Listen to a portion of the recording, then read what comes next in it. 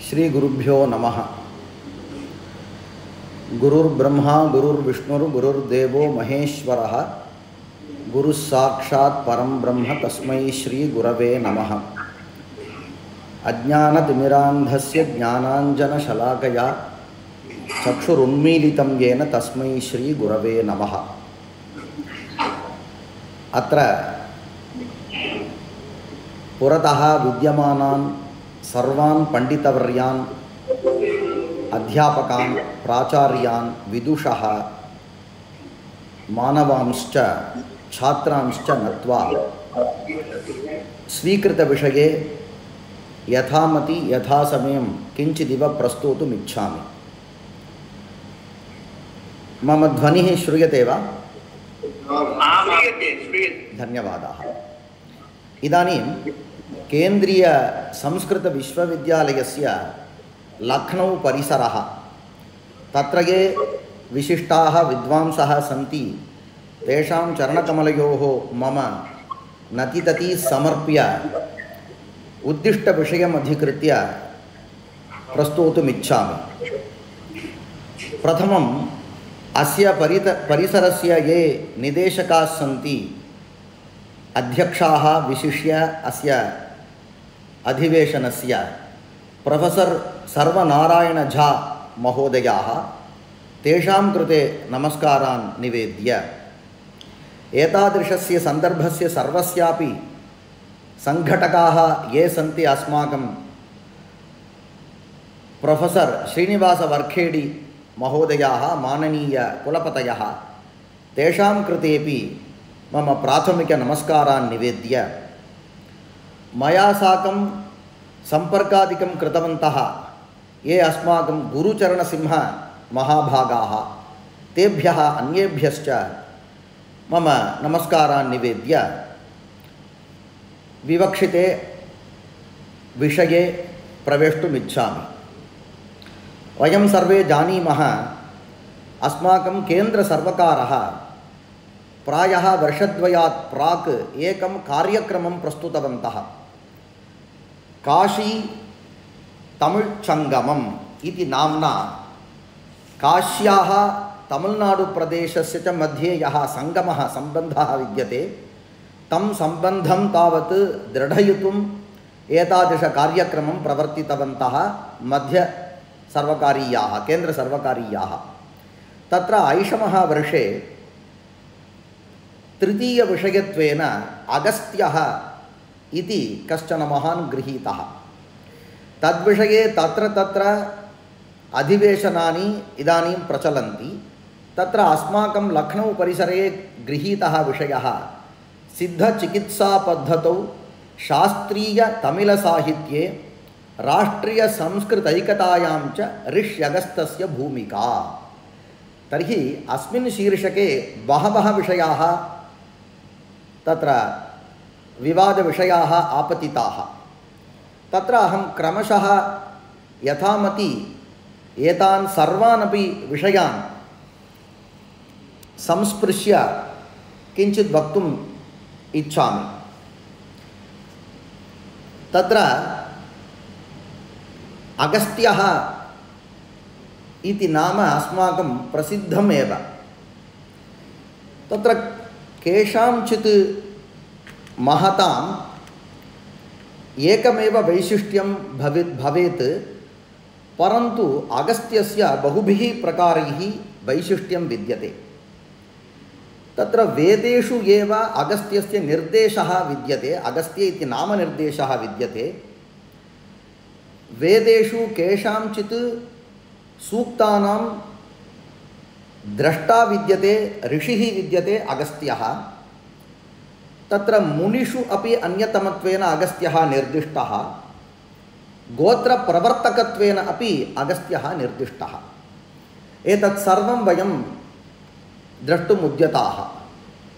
तत्र वेदे बहूनि सूक्तानि, विशिष्य ऋग्वेदे बहूनि सूक्तानि सन्ति।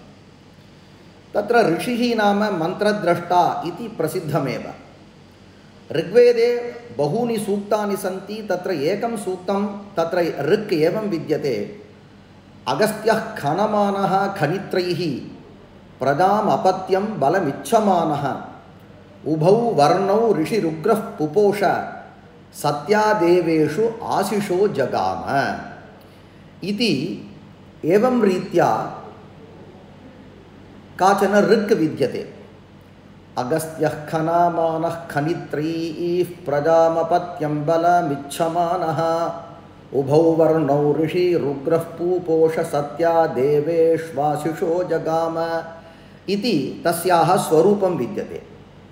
अत्र यदि पश्यामः अगस्त्यस्य महर्षेः नाम वेदे एव गृहीतं विद्यते इति तादृशं वैशिष्ट्यं विद्यते। अस्याश्च ऋचः बहुधा व्याख्यानं दृश्यते। तत्र पाण्डिचेरी मध्ये यः स्वामी अरविन्दः आसीत् तस्य व्याख्या एवं विद्यते। Agastya digging with spades desiring offspring, the child and strength, he, the forceful rishi, nourished both the races 21 and reached in the gods the true blessings. तस्य अभिप्रायः एवम् अस्ति। अगस्त्यः पुपोष इत्युक्ते तत्र बलं प्रजाः बलम् एतदुभयम् इच्छन् सः 21 कुलानि पुपोष इति तादृश अर्थः अरविन्दमहोदयेन निर्दिष्टः अस्ति। परन्तु सायनभाष्यं कथम् अस्ति इति पृष्टे सायनभाष्यम् एवम् अस्ति। अयम् अगस्त्यः इत्युक्ते अगस्त्यम् अधिकृत्य अगस्त्यस्य शिष्यः कश्चन एवं वदति इति तादृशरीत्या इयं ऋक् विद्यते इति सायनस्य तात्पर्यं विद्यते। अयम् अगस्त्यः मद्गुरुः खनित्रैः फलस्य उत्पादनसाधनैः यज्ञस्तोत्रादिभिः खनमानः नाम फलम् अभिमतम् उत्पादयन् प्रजां नाम प्रकर्षेण पुनः पुनः जायमानम् अपत्यं कुलस्य अपतनसाधनं पुत्रादिकम् इति प्रजाशब्दस्य अर्थः। बलं च इच्छमानः सन् इति एवम् एकः अर्थः। यद्वा प्रजां भृत्यादिरूपां च इच्छन् इति प्रजाशब्दस्य भृत्यादिरूपः अर्थः।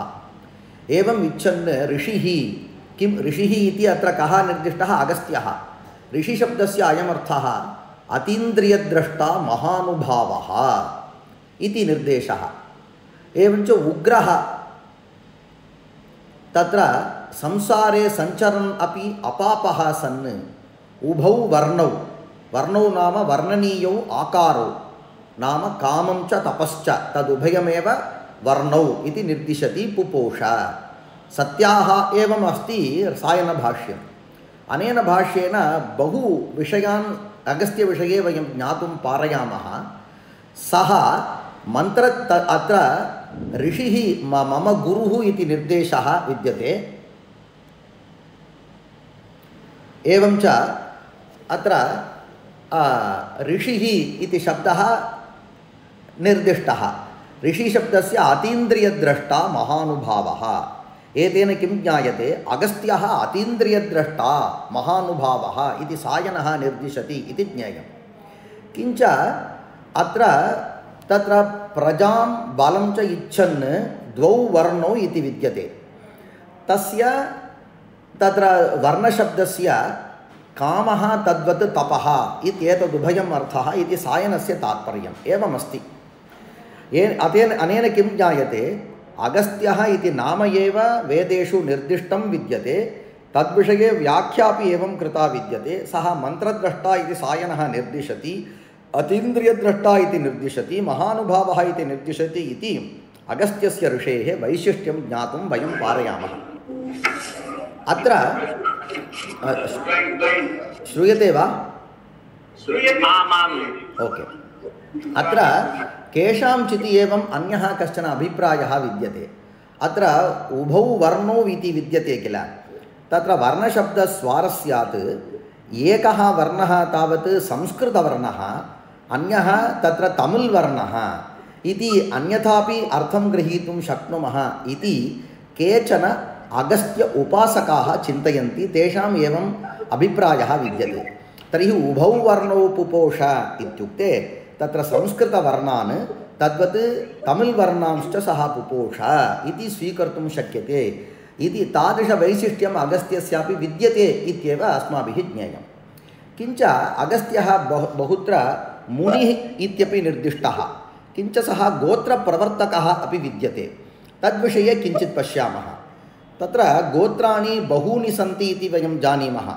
गोत्राणां तु सहस्राणि ऊनपञ्चाशदेव हि इति 49 गोत्राणि सन्ति इति एकः निर्देशः। तथापि तदतिरिच्यापि बहूनि गोत्राणि सन्ति इति वयं शास्त्रेषु द्रष्टुं शक्नुमः। तत्र गोत्रप्रवर्तकत्वेन प्रधानतया 7 ऋषयः निर्दिष्टाः। न केवलं मुनिशब्दः अपि तेषां विषये प्रयुक्तः विद्यते। तेषां तैः 7 ऋषिभिः साकम् अगस्त्यः अपि 8म ऋषित्वेन मुनित्वेन गोत्रप्रवर्तकत्वेन निर्दिष्टः इति अगस्त्यस्य वैशिष्ट्यं विद्यते। तत्र भारते प्रथमपर्वणि एवं कश्चन श्लोकः उपलभ्यते। जमदग्निर्भरद्वाजः विश्वामित्रात्रिगौतमाः वसिष्ठः काश्यपोऽगस्त्यः मुनयः गोत्रकारिणः। एवं च गोत्रकारिषु ऋषिषु अगस्त्यस्य अपि वैशिष्ट्यं विद्यते इति ज्ञातुं शक्नुमः। केचन चिन्तयन्ति 7 एव गोत्राणि प्रधानानि इति, परन्तु तथा न। कुत्रचित् बोधायनस्य महर्षेः वाक्यम् एवं विद्यते, 7 ऋषीणाम् अगस्त्याष्टमानां यदपत्यं तद्गोत्रमित्याचक्षते। एवञ्च तद् अगस्त्याष्टमानाम् इत्युक्तत्वात् 8मस्थाने तत्र गोत्रप्रवर्तकेषु 8मे तत्र अगस्त्यस्यापि नाम निर्दिष्टम् इति तादृशवैशिष्ट्यं विद्यते। तत्र किं नाम गोत्रम् इत्युक्ते वयं जानीमः वैयाकरणाः अपत्यं पौत्रप्रभृतिगोत्रम् इति। तदेव मनुः अपि निर्दिशति, एतेषां यानि अपत्यानि तानि गोत्राणि मन्यन्ते इत्युक्ते व्याकरणे यद्यपि पौत्रप्रभृतिगोत्रम् इत्युच्यते, तथापि अत्र सम्प्रदाये अस्मिन् विषये तावत् पुत्रप्रभृति अपि गोत्रशब्दः प्रयोक्तुं शक्यते इति ज्ञायते। तत्र अगस्त्यगोत्रविषये तावत् प्रथमं कांश्चन विषयान् वयं पश्यामः। अगस्त्यस्य मूलभूतः ऋषिः मरीचिः इत्युच्यते। एवं च मरीचिवंशे आगतः स्मर्यते अगस्त्यः। अगस्त्यगोत्रविषये यदि पश्यामः, 3र्षेयमेव अगस्त्यगोत्रम् इति प्रसिद्धिः विद्यते। न केवलं 3र्षेयं तत्तु गोत्रम्, अपि तु 5र्षेयं 7र्षेयम् इत्यपि अत्र उपलभ्यते। तद् द्रष्टुं शक्नुमः। तद्विषये अनन्तरं पश्यामः। तत्र अगस्त्यविषये तत्र बहूनि पुराणकथाः अपि श्रूयन्ते। तत्र काश्या साकं तमिळ्नाडुप्रदेशस्य सम्बन्धः विद्यते इति तत् स्थापनार्थमेव एतादृशकार्यक्रमः तत्र प्रचाल्यन्ते इति वयं जानीमः। तत्र तमिळ्नाडुप्रदेशस्य काश्या साकम् अत्यन्तं सम्बन्धः विद्यते इति तदर्थं कांश्चन विषयान् प्रथमम् उक्त्वा तदनन्तरम् अगस्त्यविषये याः पुराणकथाः सन्ति ताः वयं पश्यामः। तत्र तमिळ्नाडुप्रदेशे विवाहसंस्कारः यदा प्रचाल्यते तदानीं विवाहदिने इत्युक्ते विवाहात् पूर्वस्मिन् दिने वरप्रेषणम् अथवा वाङ् निश्चयः इत्येवं कार्यक्रमाः प्रचलन्ति। परन्तु विवाहदिने प्रातः कश्चन कार्यक्रमः प्रवर्त्यते। तस्य कार्यक्रमस्य संस्कारस्य काशीयात्रा इति नाम। किं क्रियते इत्युक्ते तस्मिन् दिने प्रातः एवं व्यवहारः विद्यते, एवं संस्कारः विद्यते। तस्मिन् दिने प्रातः यः वैवाहिकः वरः विद्यते सः कुपितः सन् काशीं गन्तुम् उद्युक्तः अस्ति। इत्युक्ते तत्र श्वशुरत्वेन यः भावितः सः स्वकीयकन्याम् उचितकाले न ददाति इति कृत्वा सः कुपितः सन् काशीं गन्तुम् उद्यतः अस्ति। तदर्थं किं क्रियते, जामाता कुपितः सन् काशीं गच्छति। काशीगमनवेलायां सः जामाता व्यजनं छत्रम् एतत् सर्वं गृहीत्वा पादुके धृत्वा हस्ते तावत् पुस्तकं गृहीत्वा यष्टिम् आदाय उष्णीषादिकं गृहीत्वा धृत्वा पाथेयमपि गृहीत्वा सः विवाहमण्डपात् काशीं गन्तुम् उद्युक्तः अस्ति। एतत् सर्वम् एवं सम्प्रदायः विद्यते। वेदनं छत्रं पादुके पुस्तकं यष्टिः उष्णीषं पाथेयम् एतत् सर्वं श्वशुरः एव ददाति इति एवम् इदानीं सम्प्रदायः विद्यते। एतत् सर्वं धृत्वा सः कुपितः काशीं गन्तुम् उद्यतः। इत्युक्ते तत्र विवाहमण्डपात् किञ्चित् दूरं सः अग्रे गच्छति। तदानीं तं पृष्ठतः श्वशुरः तावत् अनुगच्छन् तम् अनुनयति। अनुनीत्वा तस्य पादपूजादिकं कृत्वा तदनन्तरं न कोपः मास्तु, मम कन्यां तावत् तुभ्यमेव अहं दास्यामि इति तं वरं विष्णुरूपत्वेन ध्यात्वा पादपूजादिकं कृत्वा तदनन्तरं विवाहमण्डपं प्रविशतः इत्येवं कार्यक्रमः। तर्हि एकैकस्यापि विवाहे काशीनगरेण साकं तमिळ्नाडुप्रदेशे सम्बन्धः विद्यते इति एकः विषयः। अन्यः अपि विषयः द्रविडदेशेन साकं सम्बद्धः विद्वांसां सर्वेषां काशीगमनमात्रेण नाण्डम्भट्टायते द्विजः इति प्रसिद्धम् आभाणकं। तत्र अन्नम्भट्टः तावत् आन्ध्रप्रदेशे द्रविडदेशेषु अन्यतमः देशः। आन्ध्रदेशेषु कर्नूल् इति एकः प्रदेशः तद्ग्रामीणः इति ज्ञायते। एवं च अयमपि किं दृढयति, काशीनगरेण साकं दक्षिणदेशस्य सम्पर्कः विद्यते। अन्यदपि तमिळ्नाडुप्रदेशे प्रायः सर्वेषु अपि मन्दिरेषु काशीविश्वनाथनाम्नि अवश्यम् एकं शिवलिङ्गं प्रतिष्ठाप्यते। यत्र कुत्रापि तमिळ्नाडुप्रदेशे यदि गच्छामः सर्वेषु अपि आलयेषु अन्ततः एकस्मिन् कोणे एकस्य शिवलिङ्गस्य काशीविश्वनाथर् इति नाम अवश्यं स्यात्। न केवलं काशीविश्वनाथः, तत्र काश्यां यदि वयं पश्यामः अन्नपूर्णासहितः विश्वनाथः इत्येव अत्यन्तं प्रसिद्धिः विद्यते।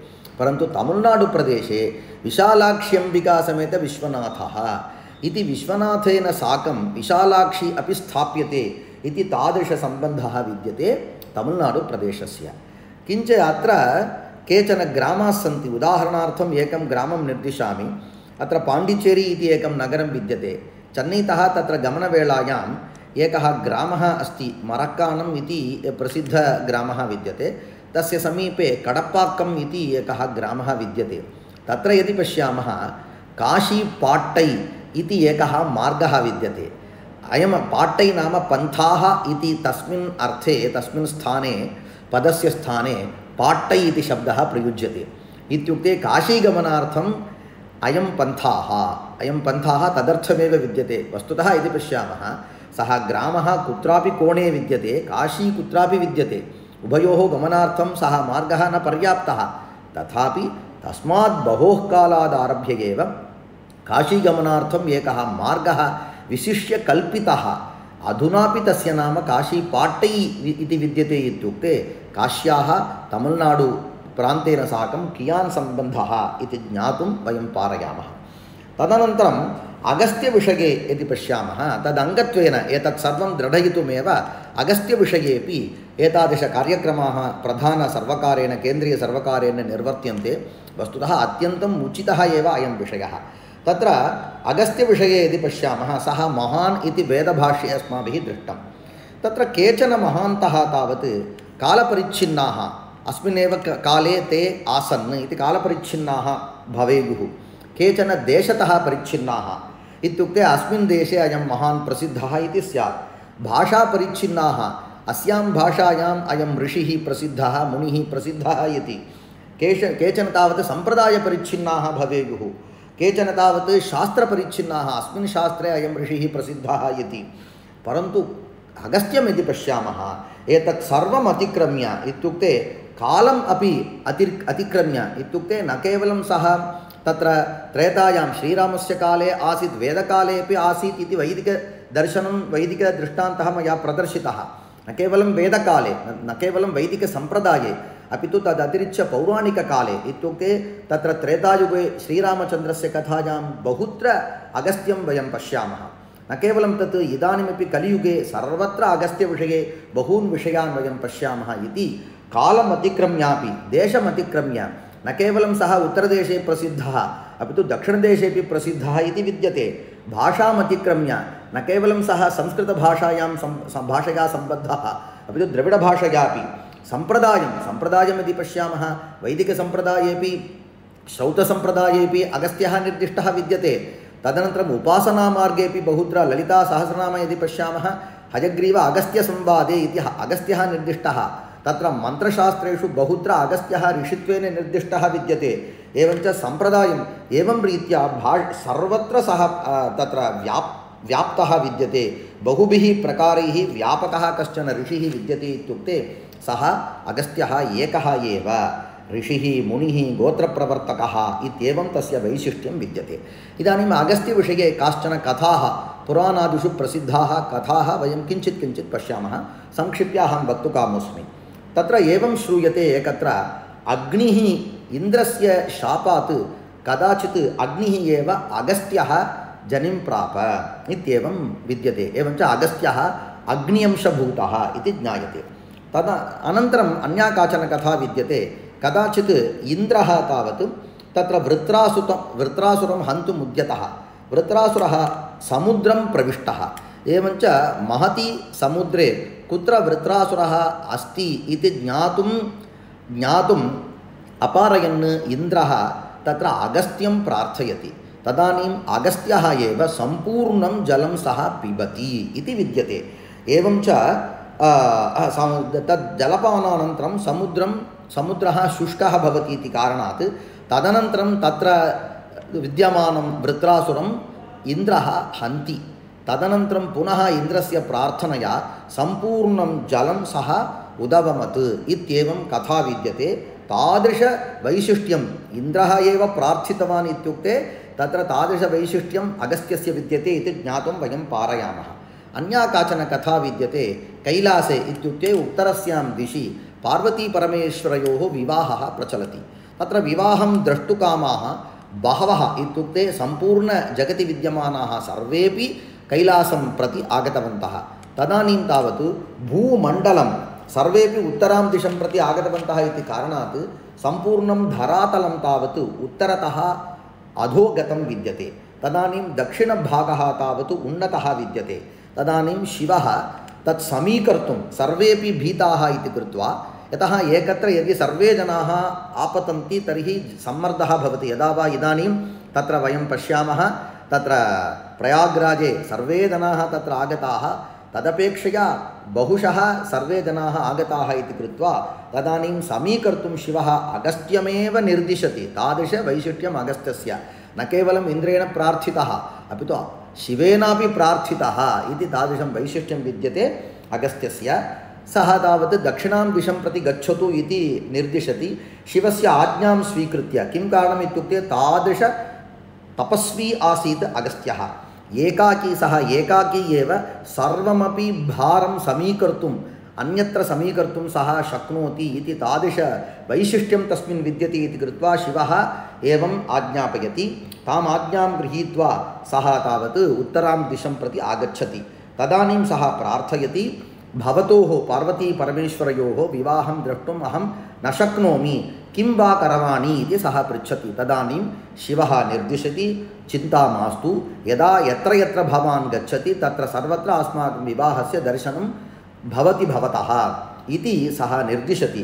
अतः स्वस्थानादेव इत्युक्ते दक्षिणां दिशं प्रति तमिळ्नाडुप्रदेशं प्रति आगत्य तत्र विद्यमानप्रान्तेभ्यः एव सः पार्वतीपरमेश्वरयोः विवाहं पश्यति। एवञ्च इदानीमेव टेलिकास्ट् इत्यादि वयं पश्यामः, तत्सर्वं तस्मिन् काले एव साधितवान् विद्यते अगस्त्यः इति। नवीनस्यापि विषयस्य आविष्कर्ता विद्यते, इदानीन्तनस्य आविष्कर्ता प्राथमिकः आविष्कर्ता विद्यते सः। गमनमार्गे सः किं करोति, सर्वत्र शिवलिङ्गानि स्थापयति, शिवपूजां च करोति। अत एव यदि वयं पश्यामः तमिळ्नाडुप्रदेशे बहूनि क्षेत्राणि, शैवक्षेत्राणि वा भवन्तु, एवमेव कानिचन विष्णुक्षेत्राणि अपि सन्ति। तत्र बहूनि यदि पश्यामः अगस्त्येन पूजितं शिवलिङ्गम्, अगस्त्येन स्थापितं अस्माकं मद्रपुर्यां मैलापुर् मध्ये तावत् तत्र तीर्थपालीश्वरः इति कश्चन शिवस्य कश्चन किञ्चित् मन्दिरं विद्यते। तत्र अगस्त्यस्य रोग अपनयनार्थं किञ्चित् तीर्थं तावत् अनुगृहीतवान् शिवः। इत्येवं रीत्या काचन कथा विद्यते। तत्र विद्यमानशिवलिङ्गम् अपि कथं विद्यते, अगस्त्यः वामनः इति प्रसिद्धिः विद्यते, तद्वदेव तत् शिवलिङ्गमपि तत्र ह्रस्वरूपं विद्यते इति बहुत्र एतादृश मन्दिराणि शिवलिङ्गानि च अगस्त्यनाम्नि, अगस्त्येश्वरः इति नाम्नि बहूनि शिवलिङ्गानि दृश्यन्ते। एतत् सर्वं किं दृढयति इत्युक्ते इयं कथा एवमेव आसीत् इति तत्र वास्तविकप्रत्यक्षप्रमाणानि सन्ति। एवं काचन कथा। न केवलं श्रीमद् रामायणे यदि पश्यामः वयं, तत्र श्रीरामचन्द्राय बहुविध आतिथ्यं कृतवान् अगस्त्यः, अगस्त्याश्रमं गतः इति वयं पठामः। तत्र अगस्त्यः श्रीरामचन्द्राय दिव्यान् बाणान् बहुविधान् दत्तवान्। न केवलं बाणानां मन्त्राणपि सः उपदिष्टवान् इति तादृशवैशिष्ट्यं विद्यते अगस्त्यस्य।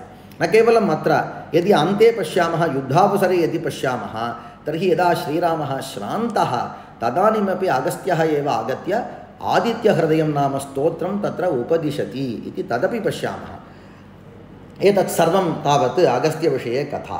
तदनन्तरम् अत्र यदा सः आगच्छति, अगस्त्यस्य वंशविषये किञ्चित् उक्त्वा अनन्तरम् उपरि गच्छामि। तत्र अगस्त्यः, तस्य अधः तावत् कश्यपः प्रथमः, कश्यपस्य पुत्रौ तावत् मित्रः वरुणश्च। अत्र मित्रः नाम अग्निः एव मित्रत्वेन निर्दिश्यते इति सर्वे वदन्ति। तदनन्तरं तत्र मित्रावरुणयोः पुत्रः अगस्त्यः, एवञ्च तत्र उभयोः अपि पुत्रः अगस्त्यः। अगस्त्यस्य पुत्रः दृढच्युतः, दृढच्युतस्य पुत्रः युध्मवाहः। एवं रीत्या त्रयार्षेयं प्रवरं तावत् उपलभ्यते। एवमस्ति प्रथा आगस्त्य दार्ढ्याच्युत ऐध्मवाह त्रयार्षेय आगस्त्यगोत्रम् इति एवं विद्यते। तदनन्तरम् आगस्त्य दार्ढ्याच्युत साम्बवाह त्रयार्षेय इति अन्यत् गोत्रप्रवरं। तद्वत् आगस्त्य दार्ढ्याच्युत सौम्यवाह त्रयार्षेय प्रवरान्वित इत्येवम् अन्यथा विद्यते। एवं त्रयार्षेयं गोत्रम् आगस्त्यं। न केवलम् आगस्त्यम् इति एकार्षेयमपि गोत्रम् उपलभ्यते इति तादृशवैशिष्ट्यं विद्यते। अन्यदपि विद्यते, आगस्त्य दार्ढ्याच्युत याज्ञवाह त्रयार्षेयम् इति विद्यते। आगस्त्य माहेन्द्र मायोभुव त्रयार्षेयम् इति विद्यते। आगस्त्य पौर्णमास, तदनन्तरं पौर्णमास पारणत्रयार्षेय इत्येवं विद्यते। न केवलम् एतत्, तत्र अन्यदपि पञ्चार्षेयम् एतत् उपलभ्यते, एवं सप्तार्षेयम् एवम् उपलभ्यते। एतत् सर्वम् अत्र ये सम्मिलिताः सन्ति, एते सर्वेपि विज्ञाः पण्डिताः इति कृत्वा तेषां पुरतः एव एतत् सर्वं वक्तुं शक्नोमि इति कृत्वा अहं वदामि। अन्यदपि सप्तार्षेयम् अहं श्रावयामि। आगस्त्य पार्थिव सूनृत युज्यप यज्ञप सामप सोमप सप्तार्षेय प्रवरान्वित इत्येवमपि विद्यते। एवं च एकार्षेयं गोत्रं, तद्वत् त्रयार्षेयं बहुविधं गोत्रं, तदनन्तरं तावत् सप्तार्षेयं गोत्रम्, एवं पञ्चार्षेयमपि एकं गोत्रं तद् उपलभ्यते इति एवं विद्यते। एतादृशरीत्या गोत्रविषये अगस्त्यस्य तावत् अत्यन्तं वैशिष्ट्यं विद्यते। अयम् एकः विषयः। तदनन्तरं तमिळ् भाषां यदि पश्यामः, तत्र तमिळ् द्रविडभाषा इति वयं वदामः। द्रविड इत्यस्य स्थाने तमिळ् इति अस्याः भाषायाः नाम प्रथिता विद्यते, प्रसिद्धा विद्यते। तत्र द्रविडभाषायाः यत् प्रथमं व्याकरणं, तस्य व्याकरणस्य कर्ता अगस्त्यः एव इति विद्यते। एवञ्च तत्र भाषाविषयेपि अगस्त्यस्य प्रामुख्यं विद्यते। पुराणेषु अपि प्रसिद्धः विद्यते। तदनन्तरम् अगस्त्यः दक्षिणामाशां प्रति आगच्छति इत्यत्र तत्र अगस्त्यम् इति एकं नक्षत्रमपि निर्दिश्यते। सप्तर्षिमण्डलेषु अगस्त्यनक्षत्रम् इति वयं वदामः। अगस्त्यनक्षत्रस्य उदयः अगस्त्योदयः इति निर्दिश्यते। तद्विषये ब्रह्माण्डपुराणे एकः श्लोकः पद्यं श्रूयते। अगस्त्यो दक्षिणाम् आशाम् आश्रित्य नभसि स्थितः। एवञ्च इदानीमपि दक्षिणस्यां दिशि वयम् अगस्त्यनक्षत्रं द्रष्टुं पश्यामः। सः नक्षत्रत्वेन दृश्यते। वरुणस्य आत्मजः योगी, मित्रावरुणो इत्यत्र तावत् वरुणस्य आत्मजः इत्यपि निर्देशः। योगी इति तस्य योगित्वमपि निर्दिश्यते। तर्हि मुनित्वं, ऋषित्वं, योगित्वं, तदनन्तरं तावत् सिद्धपुरुषत्वमपि विद्यते। तत्र तमिळ्नाडुप्रदेशे अष्टादश सिद्धपुरुषाः अत्यन्तं प्रसिद्धाः सन्ति।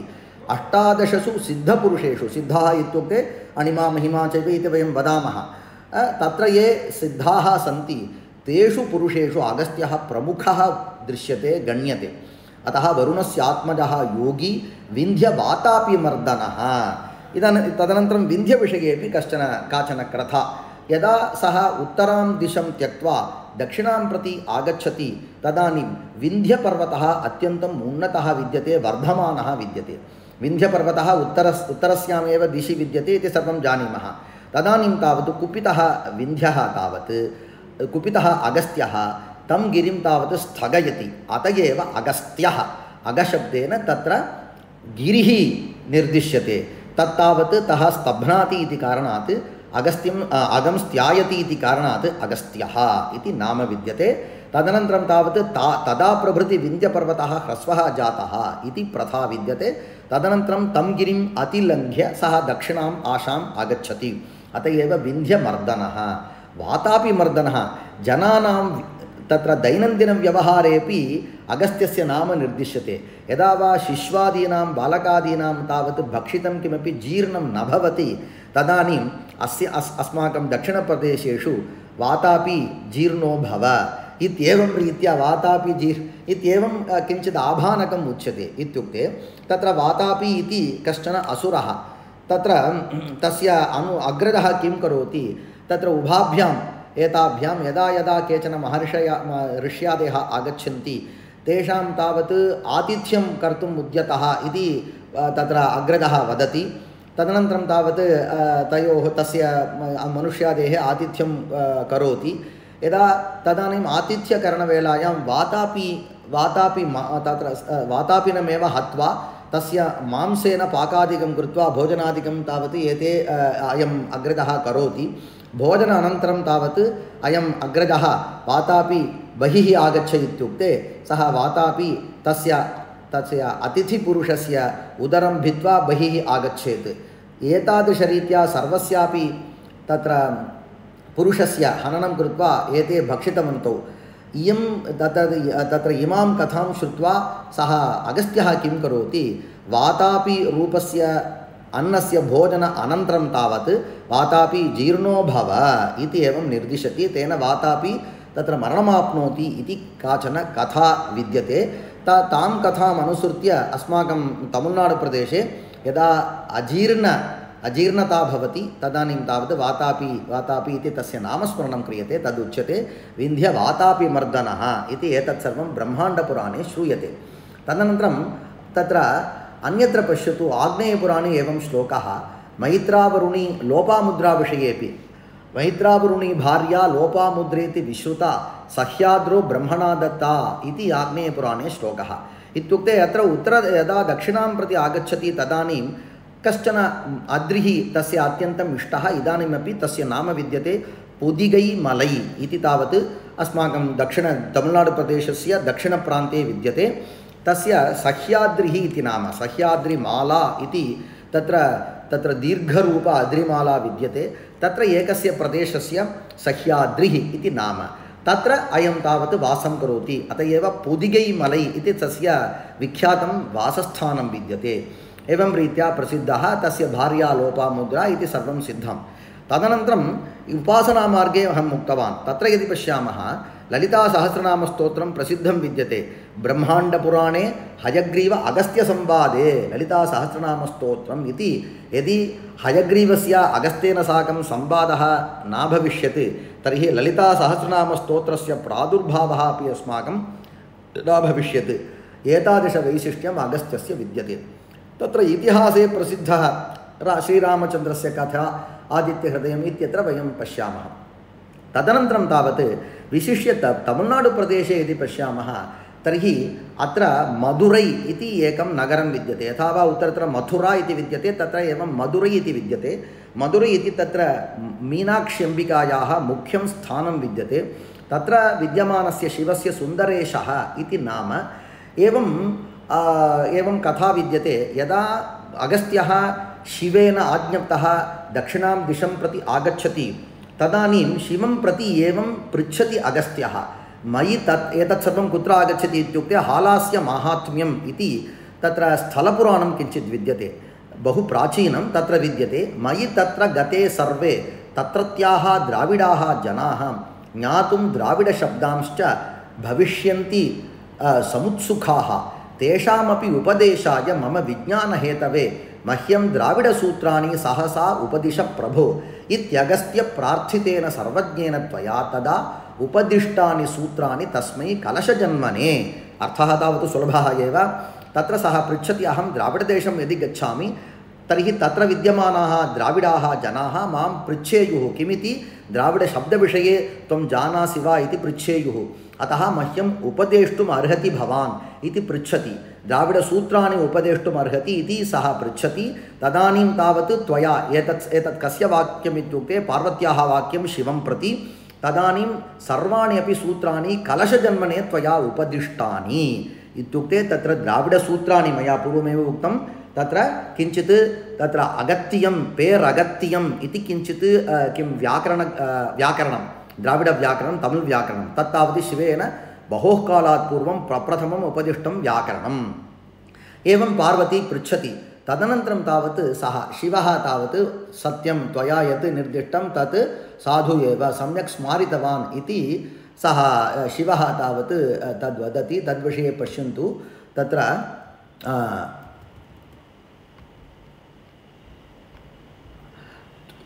त्वदङ्गसम्भवाः, तदनन्तरं तावत् सः उपदिशति इति कथा गच्छति। अनेन किं ज्ञायते, शिवः एव प्रप्रथमं तमिळ्व्याकरणम् उपदिष्टवान् इति ज्ञायते। तदनन्तरं हालास्य माहात्म्ये अन्या काचन कथा विद्यते, तदपि अहं श्रावयितुम् इच्छामि। इदानीं बहु समयः अस्ति वा? इदानीं किञ्चित् श्रावयितुम् आचार्याः समयः अस्ति वा किञ्चित्?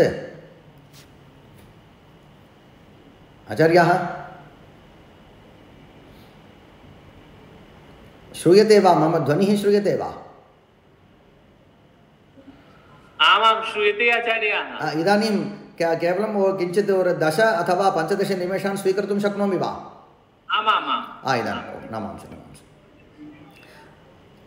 तत्र एवं प्रथा विद्यते। मथुरा इति मया उक्तं किल, तत्र मधुरै तमिळ् सङ्घम्, इदानीं यथा वा काशी तमिळ् सङ्घः इति अस्माभिः प्रवर्त्यते, तद्वत् मधुरै तमिळ् सङ्घम् इत्युक्ते मथुरायां तमिळ्नाडुप्रदेशस्थ मधुरानगरे तमिळ् सङ्घः, तत्र बहवः विद्वांसः प्रमुखाः आसन्, तेषां सङ्घः कश्चन आसीत्। तदर्थं सङ्घपलगै इत्युक्ते सङ्घफलकम् इति प्रसिद्धं। तत् किम् इत्युक्ते तद्विषये हालास्य माहात्म्ये कथा एवं विद्यते। तत्र या देवी विद्यते, देवी समीपे, पार्वत्याः समीपे शिवः एवं निर्दिशति, पार्वत्याः अङ्गात् तत्र एकैकः वर्णः प्रादुर्भूय तस्मिन् मधुरै तमिळ् सङ्घमध्ये विद्वान् भवति, तत्र द्रविड विद्वान् भवति इति विद्यते। त्वदङ्गसम्भवाः वर्णाः आदिशान्ताश्च वाङ्मयाः इत्युक्ते पार्वत्याः अङ्गात् ये सम्भवाः वर्णाः सन्ति ते सर्वेपि आदिशान्ताः, अकारादिसकारान्तवर्णाः 49 वर्णाः भविष्यन्ति, जनिष्यन्ति मिथो भिन्नैः आकारैः सुधियः भुवि। एवञ्च एकैकः वर्णः एकः तमिळ् विद्वान् रूपेण जातः भुवि। हकाररूपी भगवान् सर्वव्यापी सदाशिवः, तत्र 50 वर्णः कः? हकारः। स्वयं सदाशिवः इत्युक्ते परमेश्वरः हकाररूपं धृत्वा तत्र प्रधानकविः तत्र जातः। अतः एवं प्रथा विद्यते तमिळ्नाडुप्रदेशे। सङ्गप्पलगै अन्यत्र एवं द्रष्टुं न शक्नुमः। तत्र भाषा एव शिवस्वरूपः, भाषा एव शिवस्वरूपी, शिवस्वरूपिणी इति तावत् प्रथा अन्यत्र नास्ति। तमिळ् भाषायां विद्यते। वडमொழியும் தென் தமிழும் மறைகள் நான்கும் ஆனவன் கான்। तमिळ्नाडुप्रदेशे तादृश किं प्रसिद्धिः विद्यते। ईश्वरः एव वडमொழி नाम संस्कृतभाषारूपेण अस्ति। तेन् तमिழும் तमिळभाषारूपेणापि ईश्वरः एव अस्ति। मरैगल् नान्गुं चतुर्वर्णरूपः अपि परमेश्वरः एव। तथा ईश्वरः एव सर्वाकारः इति तादृशविश्वासः द्रविडदेशे विद्यते। अतः तस्मिन् तत्र इतरासु भाषासु तावत् एवं विज्ञानां विदुषां काचन सङ्घः आसीत्। तस्मिन् सङ्घे तत्र वर्णाः एव तत्र वर्णाः एव पण्डितत्वेन आसन्। तत्र अन्यतमः परमेश्वरः हकाररूपः आसीत् इति एतादृशकथा अन्यत्र दृश्यते वा इति न ज्ञातुं पारयामः। इदं प्रमाणं विद्यते। जनिष्यन्ति मिथो भिन्नैः आकारैः सुधियः भुवि हकाररूपी भगवान् सर्वव्यापी सदाशिवः तेषां च सुधियां मध्ये भवतु एकः कवीश्वरः शिवः एव अन्यतमः द्रविडकविः आसीत् इति ज्ञायते। तदनन्तरम् आहत्य 49 त्वंहिनस्तत्कवीश्वरः इत्येवम् इति विद्यते। तदनन्तरम् अन्यदपि विद्यते। विद्यापीठात् स्वकीयाच्च पवित्रात् मातृकामयात् उत्पाट्य पीठम् अपरम् अतिनिर्मलम् तत्र अद्भुतम् अयं विषयः विद्यते। तत्र परमेश्वरः ये उपासकाः सन्ति तत्र पूजामार्गे सन्ति ते जानन्ति। तत्र यः आराध्यः देवः विद्यते तस्य पीठे सर्वेपि वर्णाः पूज्यन्ते। एवञ्च शिवस्य पीठं किं मयम् इति पृष्टे तत्र वाङ्मयं विद्यते, वर्णमयं विद्यते, मातृकामयं विद्यते। शिवः किं करोति? स्वकीयपीठात् अन्यत् एकं पीठं नाम फलकम् उत्पाद्य मथुरां प्रति प्रेषयति। एवञ्च तस्मिन् फलके उपविश्य एव सर्वेपि विद्वांसः द्रविडविद्वांसः व्याकरणविषयक अथवा इतरविषयकचर्चादिकं कृतवन्तः इति तथा विद्यते। हालास्यमाहात्म्ये विद्यते। विद्यापीठात् स्वकीयाच्च पवित्रात् मातृकामयात् उत्पाट्य पीठमपरम् अतिनिर्मलम् उत्तमम् अकारादिहकारान्तमातृकाक्षरमण्डितम् इहास्थेति प्रोच्यतेभ्यः प्रददौ पीठमुत्तमम्। एतादृश विशिष्टं तावत् विशिष्टः कश्चन सङ्घः तत्र मुदल्चङ्गं प्रथमसङ्घः, द्वितीयसङ्घः, तदनन्तरम् अन्तिमसङ्घः, मुदर्चङ्गं इडैचङ्गं कडैचङ्गम् इति नाम्ना तादृशप्रथा विद्यते। एवं विद्यते। तदनन्तरम् अगस्त्येन प्रणीतं किञ्चित् अहं यथा मया प्रमाणं निर्दिष्टं तदनुरोधेन अहं वदामि। तदनन्तरम् अगस्त्येन रचितग्रन्थः पेरगत्यम् इति 5 भागात्मकं व्याकरणम् इति निर्दिश्यते। तदपि सम्पूर्णतया न उपलभ्यते। तदनन्तरं संस्कृतभाषायां यदि मया वर्णौ इत्यत्र उभौ वर्णौ इत्यत्र संस्कृतवर्णं तद्वत् तमिळ् वर्णम् इत्येतत् उभयं पुपोष इति मया कश्चन अर्थः वर्णितः।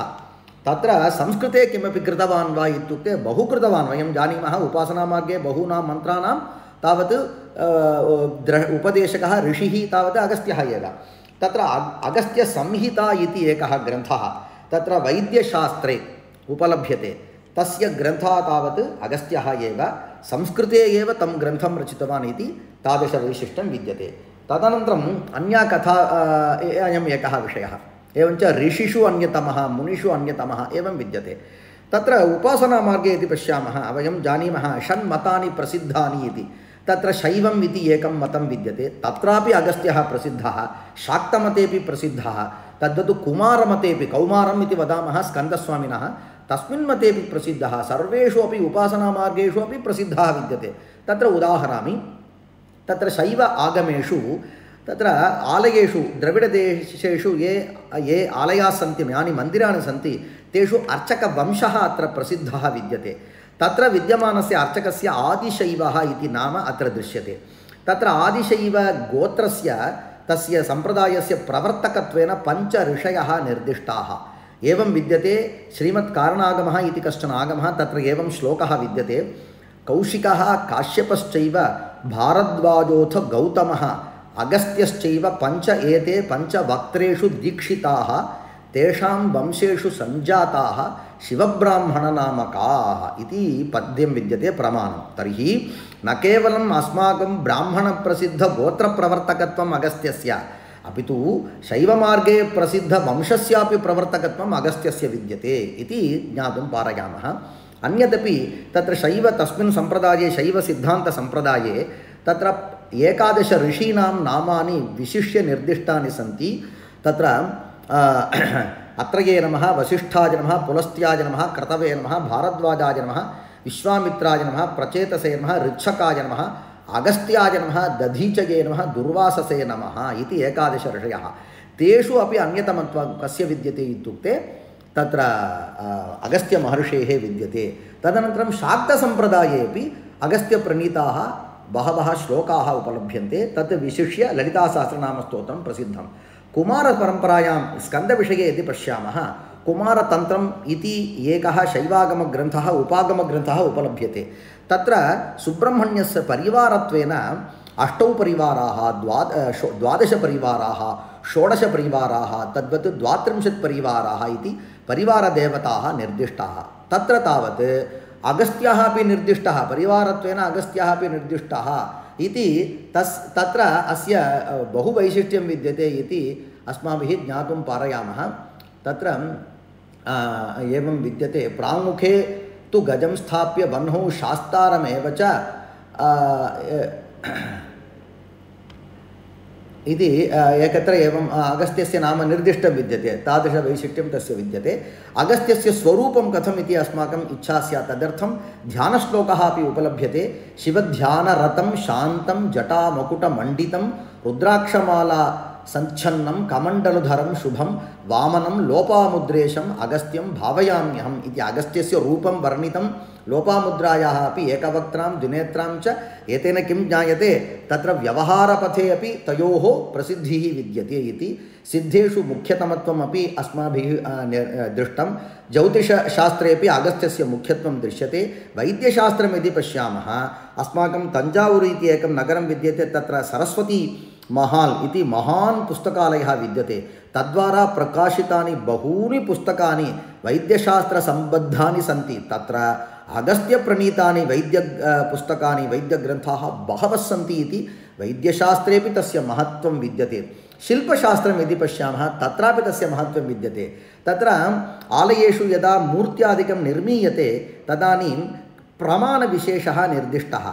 अस्य देवस्य मूर्तिः तावत् एतादृशप्रमाणपरिमिता एव स्यात् इत्येवं। तदर्थं तावत् तालम् इति एकं परिमाणं निर्दिश्यते। तत्र अयं देवः 10 तालात्मकः, 10 परिमाणपरिमितः स्यात्। अस्य देवस्य मूर्तिः तावत् 9 तालपरिमिता स्यात् इत्येवं निर्देशः। तत्र ऋषीणां विषये, सप्तऋषीणां विषये यदि पश्यामः, तर्हि तत्र 7 तालपरिमिताः ताः मूर्तयः भवेयुः इति निर्देशः विद्यते। तत्र अगस्त्यस्यापि नाम निर्दिष्टं विद्यते। परन्तु अगस्त्यस्य अत्यन्तं वैशिष्ट्यं किम् इति पृष्टे, इतरेषां तत्र ऋषीणां तावत् 6 ऋषीणां तालपरिमाणं किञ्चित् न्यूनमपि भवितुमर्हति। परन्तु अगस्त्यस्य तालपरिमाणं तावत् 7 तालात्मकम् एव स्यात् इति तादृशं वैशिष्ट्यं विद्यते अगस्त्यस्य। तदनन्तरं काव्ये किञ्चित् पश्यामः। सर्वे विद्वांसः जानन्ति, तत्र रघुदिग्विजये समये तावत् कालिदासः एवं निर्दिशति, ततो वेलातटेनैव फलवत् पूगमालिना अगस्त्याचरितामाशाम् इति निर्दिशति। इत्युक्ते रघुः दक्षिणां दिशं प्रति आगच्छति इति तत् निर्देष्टुं कविः, महाकविः कालिदासः अगस्त्याचरितामाशाम्, अगस्त्येन या आशा तावत् चरिता, ताम् आशां दक्षिणां प्रति आगच्छति इति निर्दिशति। तत्र अस्माकं व्याख्याता अपि मलिनाथः एवमेव निर्दिशति, अगस्त्येन आचरिताम् आशां दक्षिणां दिशम् इत्येव निर्दिशति। काव्येषु अपि तस्य प्रसिद्धिः विद्यते। तदनन्तरं तावत् इदानीं सम्प्रदाय आचारे यदि पश्यामः, तदानीम् अपि अगस्त्यस्य विषये नमस्कारात्मकम् एकं पद्यं विद्यते। यदा अगस्त्योदयः भवति तदानीं काशपुष्पप्रतीकाश वह्नि मारुतसम्भव, एवञ्च तत्र मैत्रावरुणयोः इति निर्दिष्टं किल, तद्वत् वह्नि मारुतसम्भव इत्यपि निर्देशः। मैत्रावरुणयोः पुत्र कुम्भयोने नमोस्तुते। एवञ्च एवं मरुतः अपि सुतत्वं, मित्ररूपस्य वह्नि सुतत्वम् इत्येवं तस्य कुम्भयोनिः विद्यते। कुम्भयोनिः इदमपि ज्ञेयं। तत्र अगस्त्यशब्दस्य अर्थनिर्वचनवेलायां तावत् अगः इति अगशब्देन कुम्भः अपि गृहीतुं शक्यते। तदेव तावत् स्थानं विद्यते, स्थानं विद्यते इति कारणात् अगस्त्यः इति तदपि नाम अन्वर्थम् इत्यपि व्याख्यानं कुर्वन्ति। तदनन्तरं सः श्लोकः विन्ध्यवृद्धिक मेघतोयविशापः रत्नवल्लभदेवेश लङ्कावास नमोऽस्तुते इति लङ्कां प्रति अगस्त्यस्य गमनमपि निर्दिशति। वातापि भक्षितो येन समुद्रः शोषितः पुरा लोपामुद्रापति श्रीमान्। पश्यन्तु, अस्मिन् येषु पद्येषु अगस्त्यस्य सर्वाः अपि कथाः गृहीताः सङ्गृहीताः सन्ति। येनोदितेन पापानि विलयं यान्ति व्याधयः। अगस्त्य उदयेन पापानि विलयं यान्ति, व्याधयः अपि विलयं यान्ति। तस्मै नमोऽस्त्वगस्त्याय सशिष्याय च पुत्रिणे। शिष्येन सहितः पुत्रैः अपि सहितः इत्यपि ज्ञायते। तत्र पुत्रसहितत्वविषये काचन कथा विद्यते। अगस्त्यः यदा तावत् दक्षिणां प्रति आगच्छन् अस्ति तदानीं केषुचित् वृक्षेषु तत्र डोलायमानान् तत्र लम्बमानान् कांश्चन ऋषीन् पश्यति। अधोमुखत्वेन लम्बमानान् कांश्चन ऋषीन् दृष्ट्वा पृच्छति, के भवन्तः, किमर्थं भवन्तः सर्वेपि एवं रीत्या तत्र अधोमुखत्वेन लम्बमानाः दृश्यन्ते इति अगस्त्यः पृच्छति तान्। तदानीं ते ऋषयः निर्दिशन्ति, अस्माकं वंशे अगस्त्यः इति कश्चन जातः, सः अविवाहितः सन् तत्र सञ्चरन् अस्ति। अतः तस्य अविवाहात् कारणात् वयं सर्वेपि एतादृशदुःखं शापम् अनुभवन्तः, एवं रीत्या तत्र वृक्षेषु अधोमुखतया लम्बमानाः स्मः इति ते निर्दिशन्ति। एतत् श्रुत्वा अत्यन्तं खिन्नः अगस्त्यः किं करोति इत्युक्ते सः तावत् विन्ध्यदेशं प्रति गच्छति। विन्ध्यदेशं गत्वा तत्र बहूनि धनानि दत्वा लोपामुद्रया साकं विवाहं प्राप्नोति इति एवं कथा विद्यते। तदनन्तरं ते सर्वेपि, ते एव बालखिल्याः ऋषयः इति प्रसिद्धाः, ते सर्वेपि शापमुक्ताः भवन्ति इति कथा विद्यते। एवञ्च स्वकीयवंशजानां दुःखनिवृत्तिहेतोः सर्वं कर्तुं सिद्धः अस्ति अयम् अगस्त्यः इति ज्ञातुं शक्नुमः।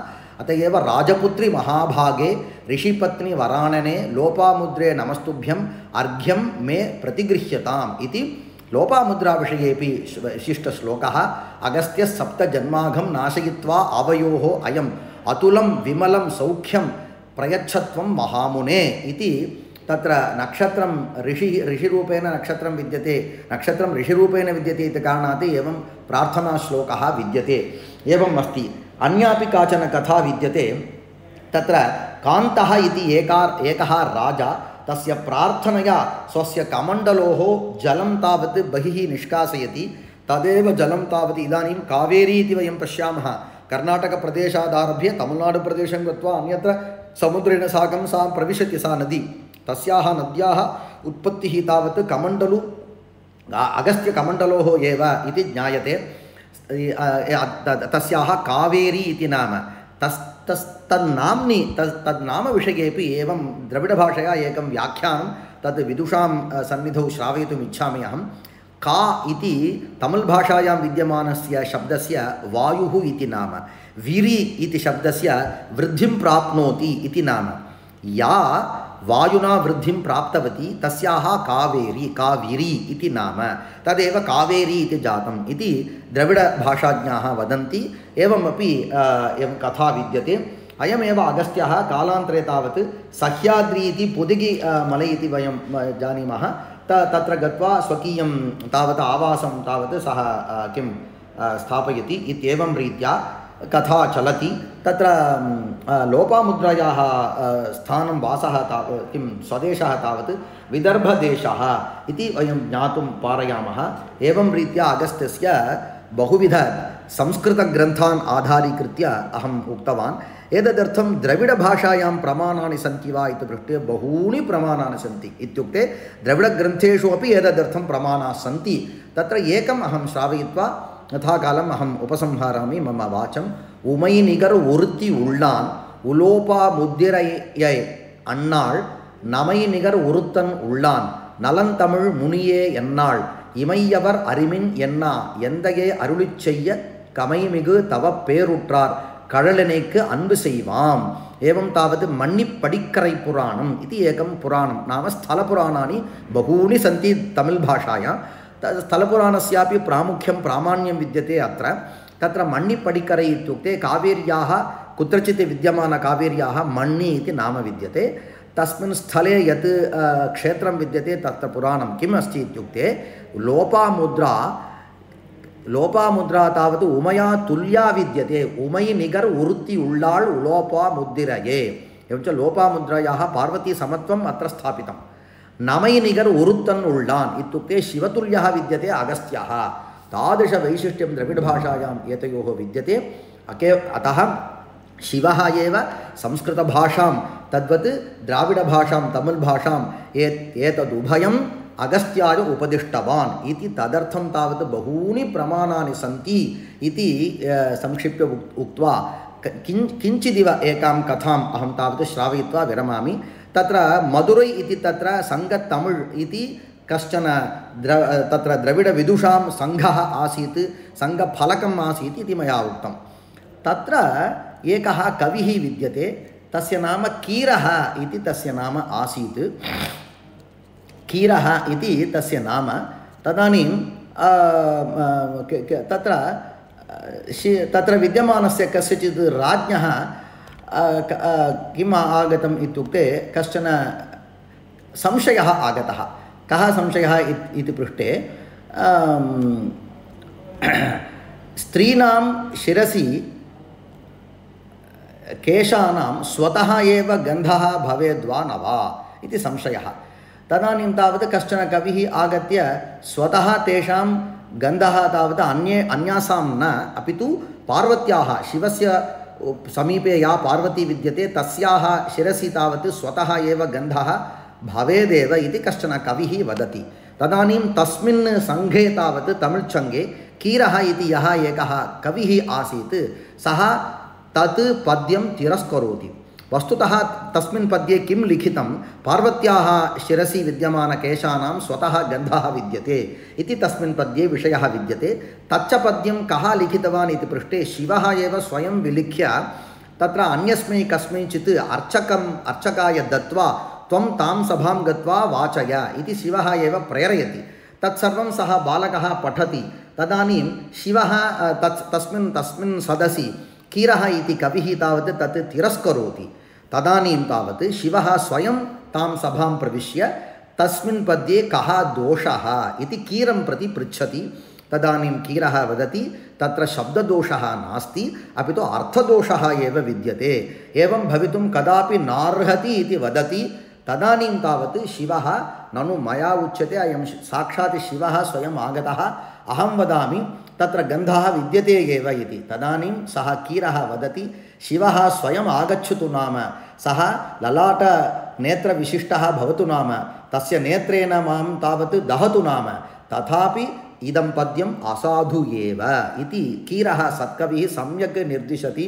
तेन कुपितः शिवः तं तावत् दहति, स्वस्य ललाटनेत्रेण तं दहति इत्येवं कथा विद्यते। तदनन्तरं तावत् सर्वेपि तत्र राजादयः आगत्य प्रार्थनां कुर्वन्ति। तेषां प्रार्थनाम् अङ्गीकृत्य शिवः अनुगृह्णाति। तत्र मधुरामध्ये एकः तडागः विद्यते। तस्य तावत् किञ्चित् कश्चन नामविशेषः विद्यते। तस्मात् सः कीरः निर्गच्छति एवं कथा विद्यते। तदानीं तावत् अगस्त्यं प्रेरयति शिवः। इतः परम् अत्र विद्यमानेभ्यः सर्वेभ्यः अपि त्वं मया यत् व्याकरणं पाठितं तत् व्याकरणं सर्वेभ्यः उपदिशतु इति शिवः अगस्त्यं प्रेरयति। एतादृशरीत्या बहु एवम् एतत् सर्वं कः निर्दिशति इत्युक्ते हालास्यमाहात्म्येपि इयं कथा विद्यते। अस्माकं प्रसिद्धकविः नीलकण्ठदीक्षितः तेनापि अयं विषयः सङ्गृहीतः स्वस्य तत्र नीलकण्ठ अन्यस्मिन् तस्य नाम अहं विस्मृतवान्। तस्मिन् ग्रन्थे तावत् एकेन पद्येन सर्वं सम्यक् निर्दिशति इत्युक्त्वा एवं रीत्या अस्माभिः गृहीतस्य इत्युक्ते अस्माभिः शीर्षके प्रायः ये निर्दिष्टाः ते सर्वेपि मया सङ्गृहीताः इति अहं विश्वसामि। अत्र तावत् सिद्धचिकित्सापद्धतिः इत्युक्ते तत्र सिद्धवैद्यपद्धतौ तावत् अगस्त्यस्य बहूनि पुस्तकानि सन्ति इति मया निर्दिष्टं। शास्त्रीयतमिळसाहित्ये इति तदपि निर्दिष्टं, तमिळव्याकरणे इति। राष्ट्रीयसंस्कृत ऐकतायां च तत् पश्यन्तु, राष्ट्रीयसंस्कृत ऐकतायां वस्तुतः यदि एकः मुनिः सर्वस्यापि मया प्रथमम् उक्तवत् सम्पूर्णभारते यदि कस्यचित् ऋषेः प्रामुख्यं विद्यते सम्पूर्णसम्प्रदाये तत्र श्रौतसम्प्रदायः वा भवतु उपासनासम्प्रदायः वा भवतु कविसम्प्रदायः वा भवतु भाषान्तरसम्प्रदायः वा सर्वत्र एकस्य नाम्नि विद्यते इत्युक्ते तत् नाम अगस्त्यः एव अतः अगस्त्यम् आदाय एव अस्माभिः राष्ट्रिय एकता सम्यक् साधयितुं शक्या इत्युक्त्वा एतादृश अवकाशं कल्पितवद्भ्यः अस्माकं कुलपतिवर्येभ्यः श्रीनिवासवर्खेटि महोदयेभ्यः तद्वत् अस्य परिसरस्य ये निदेशकाः सन्ति प्रोफेसर् सर्वनारायणझा महोदयाः तेभ्यः तदनन्तरम् अस्माकं मया साकं विशिष्य वार्तालापादिकं कृतवन्तः ये गुरुचरणसिंहमहाभागाः अन्ये च ये पण्डिताः तेषां कृते धन्यवादान् निवेद्य मम वचसि यदि अर्थदोषः अथवा कोऽपि शब्ददोषः सम्भ्रमवशात् स्यात् तर्हि तत्सर्वं क्षन्तुम् अर्हन्ति इति प्रार्थ्य विरमामि नमांसि श्रीगुरुभ्यो नमः।